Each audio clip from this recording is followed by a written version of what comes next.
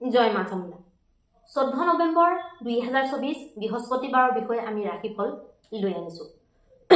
আজি শুক্লপক্ষৰ ত্ৰয়োদশী তিথি পৰিছে আৰু আজি শিশু দিৱস হয়। শিশুসকল আমাৰ আচলতে গোটেই দেশৰে ভৱিষ্যত। শিশু যদি ভালে থাকে আৰু শিশুৰ যদি বিকাশ ঠিকমতে হয় তেতিয়াহ'লেহে আমি অনাগত ভৱিষ্যতটো এটা সুসংগঠিত ভৱিষ্যত বা সুসংগঠিত এখন দেশ বা দেশৰ ভৱিষ্যতটো আমি পৰিপক্ক হিচাপে আশা কৰিব পাৰোঁ। গতিকে মানুহে নৰ্মেলি বেছিকৈ নিজৰ ডাঙৰবিলাকে নিজৰ বস্তুবিলাকত গুৰুত্ব দিয়ে, কিন্তু সৰু ল'ৰা ছোৱালীৰ যিকোনো বিকাশ হওক, তাৰ স্বাস্থ্য হওক, তাৰ পঢ়া শুনা হওক বা কুণ্ডলীৰ বিষয়ক কথাবিলাকো সৰু ল'ৰা ছোৱালীৰ ক্ষেত্ৰত বেছিকৈ মই ভাবোঁ গুৰুত্ব দিবলগীয়া, কাৰণ যিখিনি ডাঙৰ হৈ গ'ল সেইখিনিৰ টাইম বহুত কম থাকি গ'ল ঠিক কৰিব পৰা, কিন্তু সৰু যিখিনি সেইখিনি বহুত টাইম আছে। গাইড কৰিলে আমি বহু ধৰণৰ আমি যদি ষ্টেপ লওঁ তেতিয়াহ'লে তেওঁলোকৰ বস্তুবিলাক বহুতখিনি নিৰ্মূল কৰিব পৰা যায়, বহুতখিনি থানথিত লগাব পৰা যায়। গতিকে সৰু ল'ৰা ছোৱালীবিলাকক আমি মেইনলি গুৰুত্ব দিব লাগে। ঘৰখনতো এখন ঘৰৰ যদি ডাঙৰ দুজনৰ কুণ্ডলী যদি দেখুৱায় তেতিয়াহ'লে সৰু ল'ৰা ছোৱালীখিনি মই ভাবোঁ যে আগত দেখুৱাব লাগে। মই বহুতক কওঁ এই কথাটো, কোনোবাই আকৌ এনেকুৱা কথা কয় মই ভালে থাকিলেহে সিহঁতক ভালকৈ ৰাখিব পাৰিম। সেইটো সঁচা, সেইটো ন' ডাউট, সেইটো ভুল নহয়, কিন্তু কথা হ'ল কি তেওঁলোকৰ কুণ্ডলী চাই পেলাই এতিয়া বহুতখিনি কৰিব পৰা অৱস্থাত আছে। সেইকাৰণে আপোনালোকে ষ্টেপ লোৱাটো ভাল, কাৰণ 50 বছৰ 60 বছৰত গৈ পেলাই কুণ্ডলীখন বিশ্লেষণ কৰি পেলাই তাৰ ফলাফল চাই ৰিমেডি কৰোৱাতকৈ 3 বছৰীয়া 4 বছৰীয়া বা জন্ম হোৱা কেঁচুৱা এটাৰ কৰিবলৈ বেছি ভাল হয়, বা 7-8 বছৰীয়া বা 10 বছৰীয়া এটাৰ কৰিবলৈ বেছি ভাল হয়।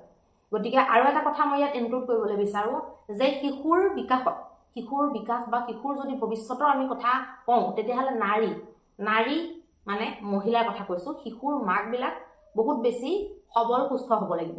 সবল সুস্থ অকল শাৰীৰিক ফালৰ পৰা নহয়, মানসিক ফালৰ পৰাও হ'ব লাগিব। মানসিক ফালৰ পৰা যদি সুসংগঠিত, সুব্যৱস্থিত বা স্বাস্থ্যৱান যদি নহয় মাতৃসকল, তেতিয়াহ'লে তেওঁলোকে এটা স্বাস্থ্যৱান সকলো ফালৰ পৰা স্বাস্থ্যৱান শিশু জন্ম দি পেলাই তেওঁলোকৰ যিখিনি ধৰক ভাৱধাৰা কওঁ বা সংস্কাৰ কওঁ সেই বস্তুখিনি তাত শিশুটোৰ গাত দিবলৈ হ'লে মাকগৰাকী সুসংগঠিত, সুস্বাস্থ্যৱান, ডিচিপ্লিন মন মস্তিষ্কৰ ডিচিপ্লিনৰ কথা কৈছোঁ। বহুতবিলাক কথা থাকে যিবিলাক নেকি নাৰীৰ ওপৰত ডিপেণ্ড কৰে বা মাকৰ ওপৰত ডিপেণ্ড কৰে, আৰু সেইকাৰণে প্ৰকৃতিয়ে এই গোটেই যিটো ডাঙৰ দায়িত্বভাৰটো সেইকাৰণে মাকক দিছে। কাৰণ পুৰুষতকৈ হয়তো 10 গুণ স্ত্ৰীয়ে এইটো কাম বেছি ভালকৈ কৰিব পাৰিব, প্ৰকৃতিয়ে সেইটো জানে। গতিকে এই বস্তুবিলাকক অকণমান গুৰুত্ব দিব লাগে। আজিকালি বেছিভাগ মানুহে পিছত কি হ'বগৈ সেইটো চিন্তা কৰে, কিন্তু পিছত যে কিবা এটা ৰিজাল্ট হ'বলৈ হ'লে আগত কিবা কিবি বহুত বস্তু লাগিব। মাকে এতিয়া ল'ৰা ছোৱালীৰ পঢ়া শুনাক লৈ বহুত প্ৰশ্ন কৰে, কিন্তু সেই ল'ৰা ছোৱালীটো ডাঙৰ হৈ যদি মাকৰ পঢ়াক লৈ যদি কেনেবাকৈ প্ৰশ্ন কৰে তেতিয়াহ'লেতো মাক বিপদতে পৰিব। তেনেকুৱাও বহুত হয়। গতিকে অলপ নিজৰবিলাক চাব লাগে। এতিয়া মই এইটো ক'বলৈ একদম যোৱা নাই যে পঢ়া শুনাৰ মাক নহ'লে বুলি যে ভাল সংস্কাৰ দিব নোৱাৰিব, সেইটোও নহয়। সংস্কাৰটো এটা বেলেগ বস্তু, সেইটো পঢ়া শুনাৰ লগত ইমান ডিপেণ্ড নকৰে। এতিয়া বহুতো এনেকুৱা মাক আছে আগৰ দিনৰ, এতিয়া আমাৰ আইতা ককাহঁত নপঢ়া নুশুনা আছিলে, কিন্তু সেইবুলি কি আমাৰ দেউতাহঁতে সিহঁতক ৰেচপেক্ট নকৰিছিলে নেকি? তেনেকুৱাতো নহয়। কিন্তু বস্তুবিলাক বহুতটা কথা আজিকালি বেছি আধুনিকতা চলনত আধ্যাত্মিক ভাৱধাৰা যিকোনো ধৰ্মীয় বস্তুবিলাক চব ত্যাগ কৰিছে মহিলাবিলাকে, নতুন প্ৰজন্মৰ ছোৱালীবিলাকে। গতিকে সেইবিলাক যেতিয়া বাঢ়ি গৈ থাকিব তেতিয়াহ'লে আপোনালোকে নিজে ভাবিব, অকণমান এইটো ডিপলি ভাবিব, ক'ত আপোনালোকৰ স্বাস্থ্যৱান মানসিক আৰু শাৰীৰিকভাৱে স্বাস্থ্যৱান সন্তান কেনেকৈ আৰু ক'ত জন্ম ল'ব, হয় নে নহয়? গতিকে এই বস্তুবিলাক এনালাইচিছ কৰিবলগীয়া। শিশু দিৱসত মানুহে শিশুসকল খালি চকলেট মৰ্টন খুৱাই পেলাই সামৰি থৈ দিয়ে, কিন্তু শিশুৰ বিকাশৰ মেইন যিটো মানদণ্ড সেইটো মাকৰ লগত জড়িত হৈ আছে। গতিকে সেই বস্তুটোক গুৰুত্ব দিয়ক। আপোনালোকে নিজৰ জীৱনত ভালকৈ এনালাইচিছ কৰি চাওক, ডিপলি অকণমান ভাবিবলৈ যত্ন কৰক।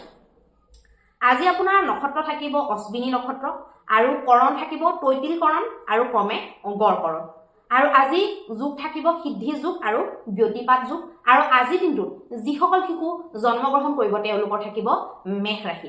আৰু আজিৰ দিনটোত যিসকল কন্যা পুষ্পিতা হ'ব তেওঁলোকৰ হ'ব দুৰ্ভগা যোগ। আৰু আজি অভিজিত মুহূৰ্তটো হ'ব 11:44 আগবেলাৰ পৰা 12:26 দুপৰীয়ালৈকে। আৰু আজিৰ ৰাহু কালটো হ'ব 1:26 দুপৰীয়াৰ পৰা 2:46 দুপৰীয়ালৈকে। আৰু আজি দিশফুলটো হ'ব দক্ষিণ দিশত। এতিয়া আহকচোন আমি মেষৰ পৰা মীনলৈকে প্ৰত্যেকটো ৰাশিৰে ৰাশিৰ ফল জন্ম ৰাশি বা চন্দ্ৰ ৰাশিৰ আধাৰত নিৰ্ণয় কৰিম। মেষৰ কাৰণে সুসংবাদ ক'ৰবাৰ পৰা আহিব পাৰে। নিজকে আপোনালোকে খুব বেছি এনাৰ্জেটিক অনুভৱ কৰিব পাৰে, এনাৰ্জিৰে একদম ভৰপূৰ হৈ আপোনালোকে থাকিব পাৰে। যিকোনো আপোনালোকে নতুন কাম কৰাৰ কাৰণে উদ্যম এটা বিচাৰি পাব পাৰে বা নতুন আইডিয়া আপোনালোকৰ উদয় হ'ব পাৰে। এতিয়া আহিব বৃষৰ কাৰণে। বৃষৰ বহু ধৰণৰ টেনচন হৈ থাকিব পাৰে, বহু ধৰণৰ কথা যেনেকৈ কেৰিয়াৰৰ চিন্তা, বিবাহৰ চিন্তা, হেল্থৰ আৰু নানান ধৰণৰ ঘৰুৱা চিন্তাই হওক, নিজৰ পৰিয়ালবৰ্গ, মাক দেউতাক, ভাই ভনী এইবিলাকক লৈয়ে হওক বা নিজৰ পঢ়া শুনাৰ ক্ষেত্ৰত হওক, বিভিন্ন ধৰণৰ চিন্তা বা কিবা এটা কাম আগত হ'বলগীয়া আছে সেই কামটোক লৈ হওক, তেনেকুৱা ধৰণৰ চিন্তাবিলাক মনলৈ আহি পেলাই ব্যৰ্থৰ চিন্তাৰে আপোনালোকক আৱৰি ধৰিব পাৰে আৰু মনটোক উগ্ৰ ব্যগ্ৰ কৰি তুলিব পাৰে। গতিকে আপোনালোকে যিমান পাৰে এনেকুৱা অৱস্থাত ডিপ ব্ৰিডিং কৰিব পাৰে। উশাহ নিশাহ লোৱাৰ যিটো প্ৰেক্টিচ, লাহে লাহে উশাহ নিশাহ লোৱা, সেইটো মানে অকণমান ডিপকৈ যিটো আপোনাৰ উশাহ লয়, যে গভীৰকৈ উশাহ লয়, সেইটো আপোনালোকে যদি কৰে তেতিয়াহ'লে এই বস্তুটোৰ পৰা আপোনালোকে বাচিব পাৰিব। বাকী পইচা পাতি নিৱেশ আদিৰ কথা আজিৰ দিনটোত নভবাটো ভাল হ'ব। এতিয়া আহিব মিথুনৰ কাৰণে। মিথুনৰ কাৰণে যিকোনো পইচা যদি পাবলগীয়া আছে সেইফালৰ পৰা শুভ সংবাদ দেখা গৈছে, পোৱাৰ সম্ভাৱনা দেখা গৈছে। নহ'লে নেপালেও পাব বুলি কিবা এটা আশা বা সেইফালৰ পৰা ফোন বা মেছেজ কিবা তেনেকুৱা আপোনালোকৰ আহিব পাৰে। যিকোনো বনিবলগীয়া কাম আপোনালোকৰ বনিব পাৰে। যিকোনো আপোনালোকে কৰিবলৈ বিচৰা কামটোত একদম নিৰ্বিঘ্নে পূৰ্ণ হ'ব পাৰে বা আপোনালোকৰ প্ৰেমৰ ক্ষেত্ৰত বা নিজৰ ল'ৰা ছোৱালীৰ শিক্ষা দীক্ষাৰ ক্ষেত্ৰতো আপোনালোকৰ ভাল দেখা গৈছে। এতিয়া আহিব কৰ্কটৰ কাৰণে। কৰ্কটৰ কাৰণে যিকোনো কাগজীয়া কাম, যিকোনো আইন কানুনৰ লগত জড়িত কামৰ কাৰণে শুভ নহয়। আপোনালোকে সাৱধান হ'ব লাগিব। বন্ধু বৰ্গৰ লগত সাৱধান হ'ব। যিকোনো কথা অন্তৰৰ একদম মানে ভিতৰুৱা কথাবিলাক আপোনালোকে কৈ নিদিব আজিৰ দিনটোত আৰু নতুন বন্ধু আপোনালোকে স্থাপন নকৰিব। এতিয়া আহিব সিংহৰ কাৰণে। সিংহৰ কাৰণে যিকোনো শুভ বস্তুৰ আগমন হোৱা, যিকোনো শুভ সংবাদ আপোনালোকে প্ৰাপ্তি কৰা, যিকোনো নতুন বহুত মানে কামত অহা আইডিয়া আপোনালোকৰ মনত আহিব পাৰে।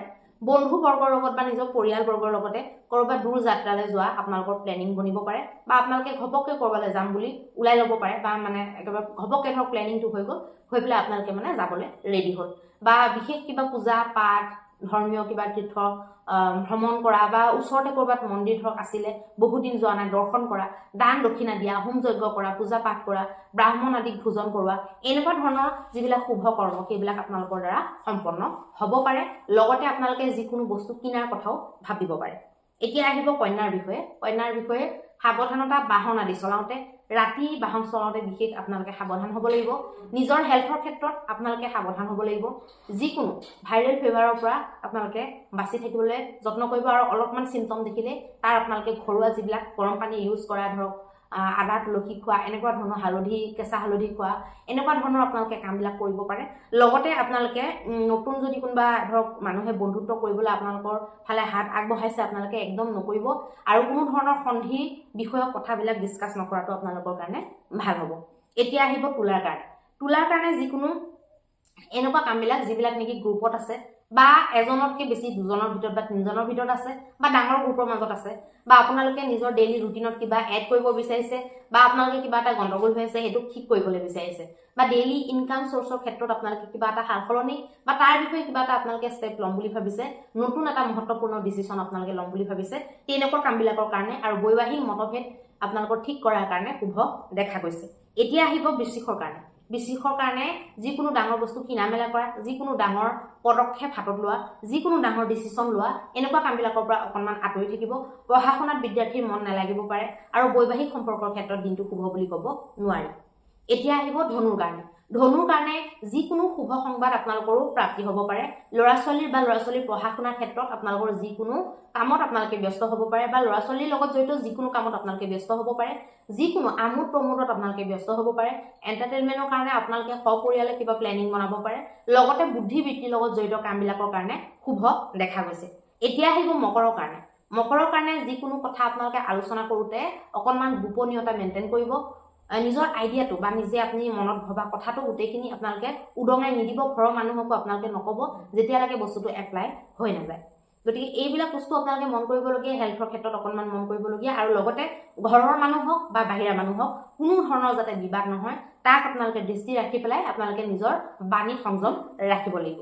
এতিয়া আহিব কুম্ভৰ কাৰণে। কুম্ভৰ কাৰণে যিকোনো আপোনালোকে প্ৰতিস্পৰ্ধাৰ দৰে যিকোনো কামত হাত দিয়া, যিকোনো কামত আপোনালোকে নিজৰ পৰাক্ৰম খটুওৱা, শাৰীৰিক কষ্টৰে কাম কৰা হেতু এতিয়া যাৰ যাৰ ধৰক তেনেকুৱা কাম থাকে এতিয়া ধৰক খেলুৱৈ সদায় শাৰীৰিক কষ্টতা ইউজ কৰে মানসিকৰ লগতে শাৰীৰিকটো তেওঁলোকৰ প্ৰয়োগ হয় আৰু কিছুমান এনেকুৱা কাম আছে য'ত নেকি শাৰীৰিকটো নালাগে মানসিকটো বহুত বেছিকৈ খটুৱা হয় আৰু কিছুমান এনেকুৱা কাম আছে য'ত নেকি মানসিকটো অকণো নলগাই অকল জাষ্ট শাৰীৰিকভাৱে কৰিব লাগে তেনেকুৱা প্ৰত্যেকটো পদৰ ব্যক্তিৰ কাৰণে ভাল দেখা গৈছে আৰু যিকোনো ছুটি যাত্ৰাৰ পৰা আপোনালোকৰ লাভ দেখা গৈছে এতিয়া আহিব মীনৰ কাৰণে বৈবাহিক সম্পৰ্কৰ ক্ষেত্ৰত বৰ এটা শুভ বুলি ক'ব নোৱাৰি যিকোনো আপোনালোকৰ তৰ্কাতৰ্কি হ'ব পাৰে হাজবেণ্ড ৱাইফৰ মাজত হ'ব পাৰে আৰু বাকী অন্য সদস্যৰ লগতো যিকোনো যদি কথা আপোনালোকে সংযম নেৰাখে উল্টা যদি এগ্ৰেছিভ হৈ পেলাই আপোনালোকে যদি বিহেভিয়াৰ কৰে বা কথা পাতে ধৰক দূৰ সম্পৰ্কীয় হৈ গ'ল বা তেনেকুৱা যিবিলাক ৰিলেশ্যন মানে যিবিলাক ধৰক নেকি ঘপককৈ তাত কেনাটো লাগে তেনেকুৱাবিলাক সম্পৰ্কৰ ক্ষেত্ৰত খুব সাৱধান আপোনালোকে হ'ব লাগিব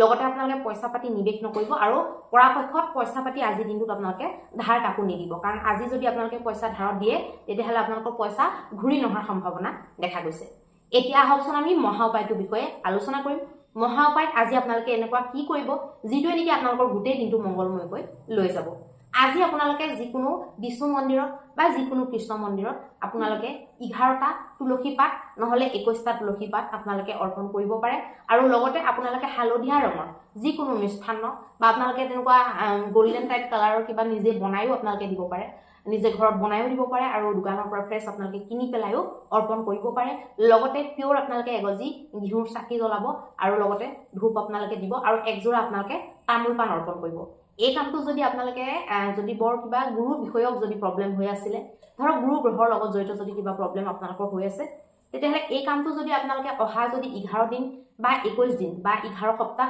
বা 21 সপ্তাহ যদি গুৰুবাৰে কৰি দিয়ে তেতিয়াহ'লে অত্যন্ত শুভ ফল লাভ কৰিব পাৰিব আৰু লগতে আজি দিনটো আপোনালোকৰ মংগলময়কৈ পাৰ হৈ যাব ধন্যবাদ